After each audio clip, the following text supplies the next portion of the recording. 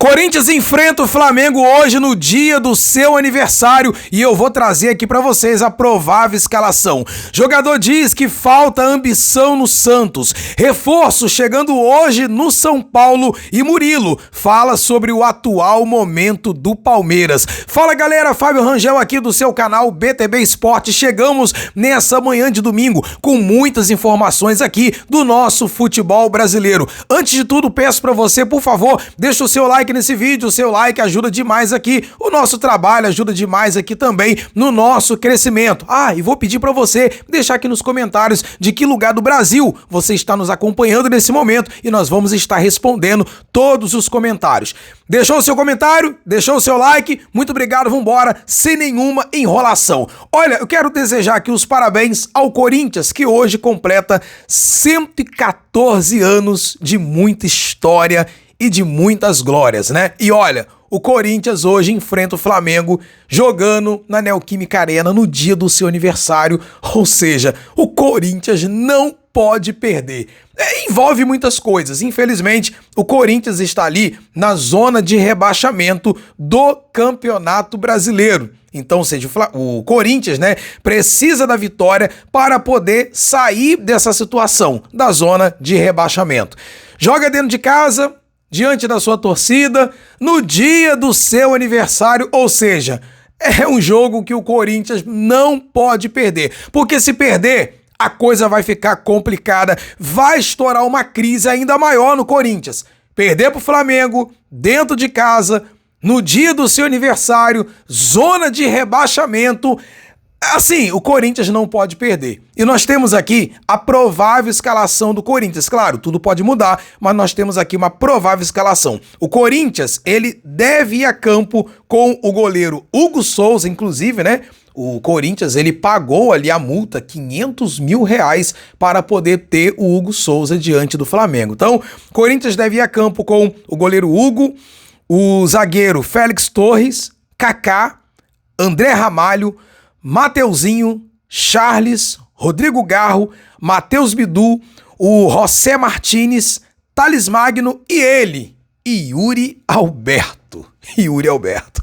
Essa é a provável escalação do Corinthians. E nós temos também aqui a provável escalação do Flamengo. Flamengo deve ir a campo com o goleiro Ross, lateral Varela, Fabrício Bruno, Davi Luiz, Ayrton Lucas, Pulgar, Léo Ortiz, Gerson, Bruno Henrique, Luiz Araújo. Rapaz, e o Flamengo tem hoje a volta do atacante Pedro.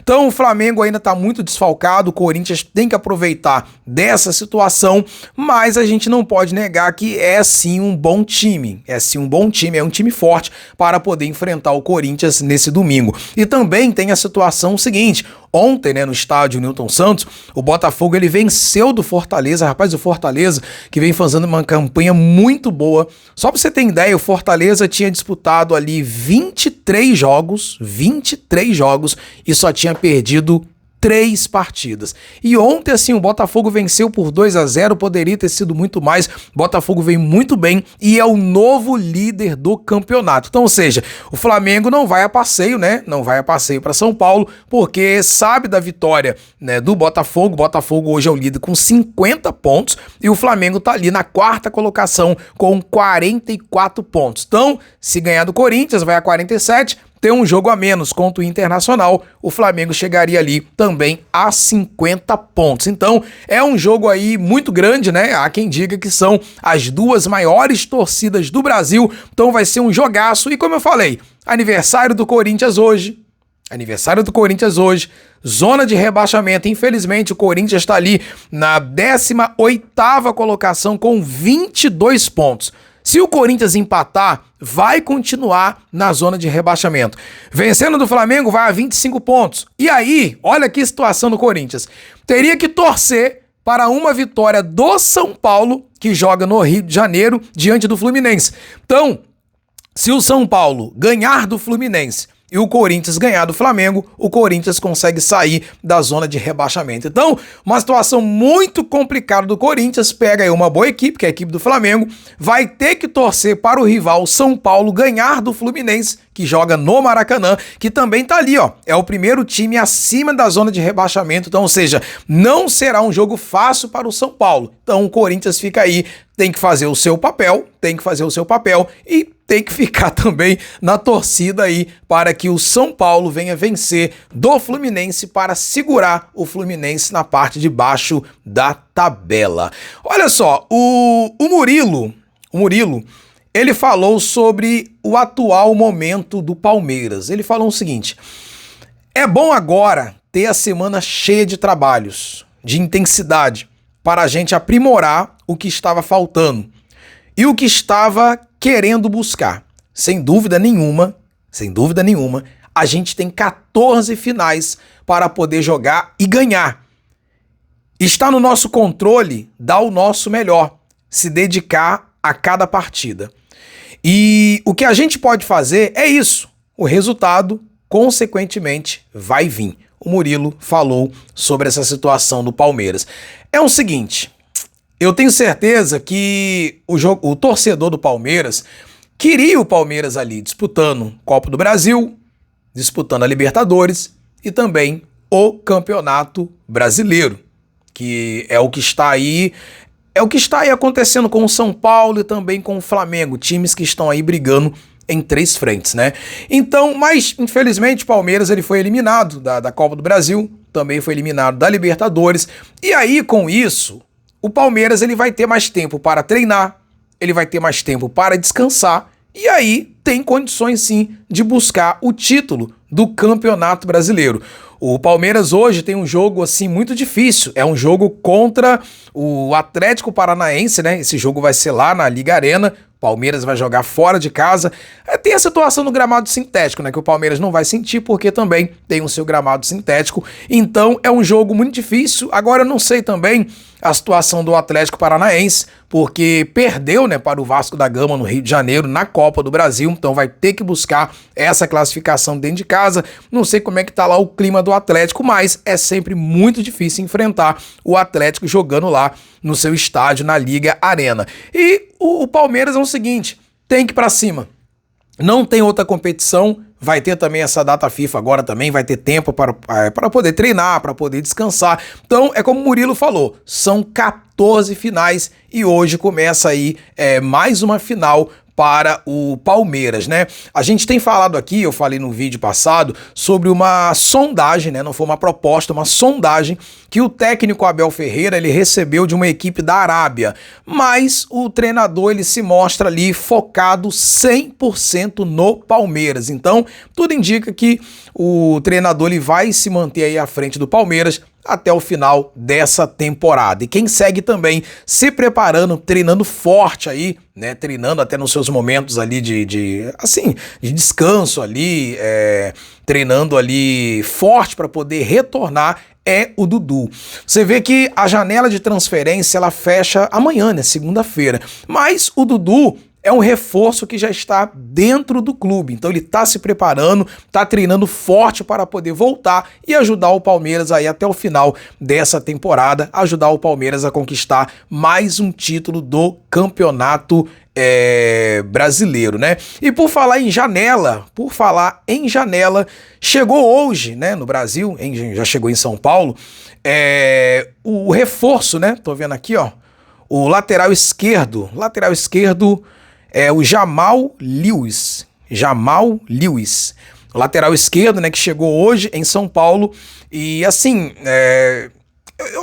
eu achei que o São Paulo poderia ter sido assim um pouco mais agressivo nessa janela. Infelizmente a janela ela fecha amanhã, a gente não sabe aí se vai acontecer mais alguma coisa nesse domingo ou amanhã no último dia da janela, mas eu achei que o São Paulo poderia ter sido um pouco mais agressivo na janela. Tem um bom time, tem um bom elenco, mas é o seguinte, o São Paulo tá ali vivo sim no Campeonato Brasileiro, não é fácil, mas tem condições. São Paulo tá na Copa Libertadores, o São Paulo também tá na Copa do Brasil, então acharia que por isso deveria se reforçar um pouco mais, mas se reforçou. O lateral, ele chegou hoje, né, vai ajudar aí o São Paulo no restante da temporada, e o São Paulo tem um jogo difícil hoje no Rio de Janeiro, diante do Fluminense, que tá ali, é o primeiro time fora da zona de rebaixamento, né, vai enfrentar o Fluminense no Maracanã. Fluminense que tem, rapaz, por incrível que pareça, a gente olha assim a tabela, a gente vê o Fluminense na tabela, lá embaixo, mas o Fluminense tem um dos melhores elencos do Brasil. Se você pegar ali o time do Fluminense no papel, você lê ali, você vê ali o time, é um time muito bom, que tá numa situação assim bastante complicada. Então, não vai ser um jogo fácil para o São Paulo, como eu falei aqui mais cedo. Quem tá na torcida pelo São Paulo hoje é o Corinthians, né? Porque o São Paulo ganhando do Fluminense e o Corinthians ganhando do Flamengo, o Corinthians consegue sair da zona de rebaixamento. Então, nós vamos estar aqui na expectativa desse jogaço aí, duelo tricolor, Fluminense e São Paulo, que vai acontecer nesse domingo. E olha, o Santos. O Juliano, ele lamenta o empate e admite falta de ambição no Santos.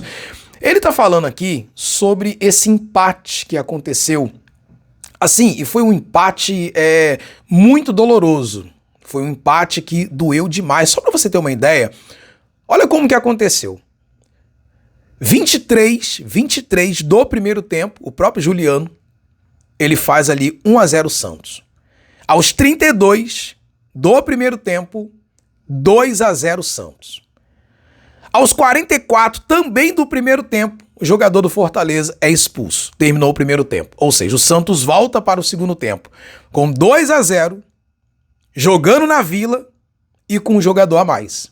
E aí o que acontece? Aos 10 do segundo tempo, Ponte Preta faz o seu primeiro gol. E aos 45 do segundo tempo, a Ponte Preta empata e o jogo acaba. Aí não tem jeito, o torcedor fica indignado. E o jogador que tá ali vestindo realmente a camisa do Santos, não tá com a camisa, vestindo a camisa, com certeza ele vai sentir. E ele falou o seguinte: toda responsabilidade, né? Toda nossa responsabilidade. Dentro de campo, a responsabilidade é nossa. Inadmissível sofrer o empate como foi. Tínhamos tudo para sairmos felizes, né? E frustramos ali o torcedor. E ele falou: assumo que é nossa responsabilidade. Era nossa obrigação depois do primeiro tempo. Peço desculpas e assumo a responsabilidade, disse ali o jogador muito chateado. Realmente, o jogador saiu chateado, a torcida saiu muito chateada pela maneira que foi, né? O Santos vencendo por 2-0, um jogador a mais poderia ter matado o jogo e conseguiu sofrer ali o empate. Galera, nós vamos ficando por aqui. Muito obrigado pela moral. Mais uma vez peço para você deixar o seu like, ajuda demais aqui o nosso trabalho, se inscrever no nosso canal e amanhã de manhã nós vamos estar aqui com mais informações do nosso futebol brasileiro. Lembrando sempre, BTB Esportes em todos os lugares, BTB Esportes, o seu canal de notícias. Valeu, galera!